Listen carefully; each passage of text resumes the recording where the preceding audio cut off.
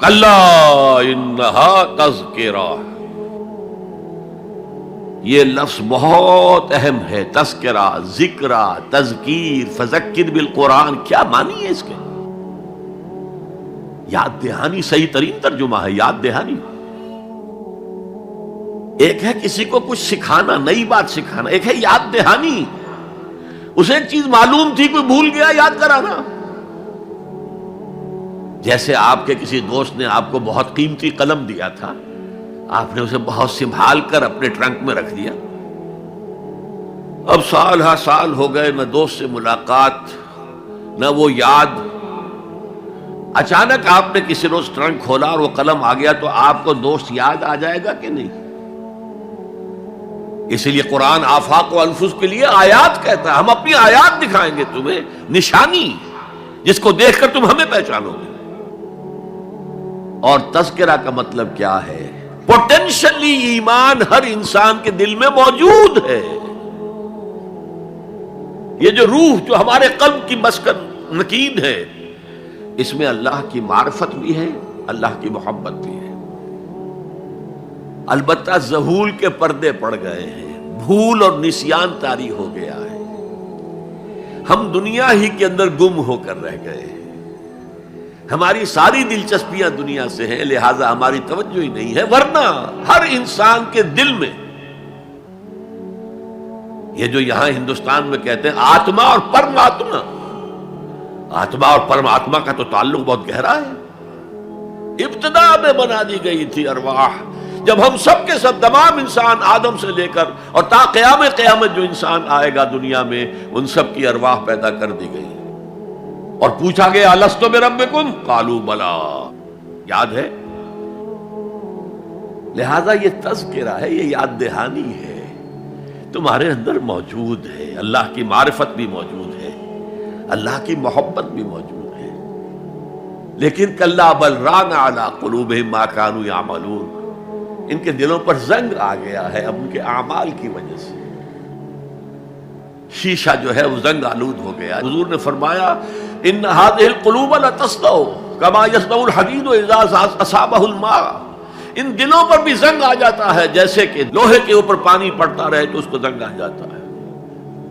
پوچھا گیا فما جلاؤها یا رسول اللہ، اے اللہ کے رسول ہماری تلواروں کو زنگ لگتا ہے، ہم پالش کرتے ہیں، سیکل کرتے ہیں، وہ پھر چمک اٹھتے ہیں. تو دل پر اگر زنگ آ جائے تو اس کا علاج کیا ہے؟ دو چیزیں فرمائی، کثرت و ذکر الموت و تلاوت القرآن. دو کام کرو کثرت سے، موت کو یاد رکھو، یہاں رہنا نہیں ہے، جانا ہے. یہ ہمارا گھر نہیں ہے، یہ ہماری منزل نہیں ہے. ہمارا اصل گھر جو حضور نے فرمایا انما الدنیا خلقت لکم وانتم خلقتم للآخرہ، یہ دنیا تمہارے لیے بنائی گئی، تم آخرت کے لیے بنائے گئے ہو. اسی لیے حضور نے فرمایا کن فی الدنیا کانک غریب وعابر السبیل، دنیا میں ایسے رہو جیسے راہ چلتے مسافر ہو یا اجنبی ہو. اپنے بارے میں فرمایا مالی ولی دنیا، مجھے تمہاری دنیا سے کیا سروکار، انما مثلی کراکب استظل تحت شجرۃ ثم راح فترکها، میری مثال اس مسافر کی سی ہے جو ذرا سستانے کے لیے کسی درخت کے سائے میں بیٹھتا ہے تھوڑی دیر. وہ اس کا گھر تو نہیں ہے، اس کی منزل نہیں ہے، پھر وہ اس کو چھوڑتا ہے، اپنا راستہ لیتا ہے. یہ اگر ہمارا تصور قائم ہو جائے، کلا انہا تذکرہ. اب اس کے بعد جو الفاظ آئے فی صحف مکرمۃ مرفوعۃ مطہرۃ بایدی سفرۃ کرام بررہ، یہ جو قرآن ہے، جو تذکرہ ہے، یہ بڑے ہی انتہائی پاکیزہ صحیفوں میں ہے. فی صحف مکرمۃ، بڑے باعزت، مرفوعۃ مطہرۃ، مرفوع بلند اور انتہائی پاک. بے ایدی سفرۃ، یہ کن کے ہاتھوں میں ہے؟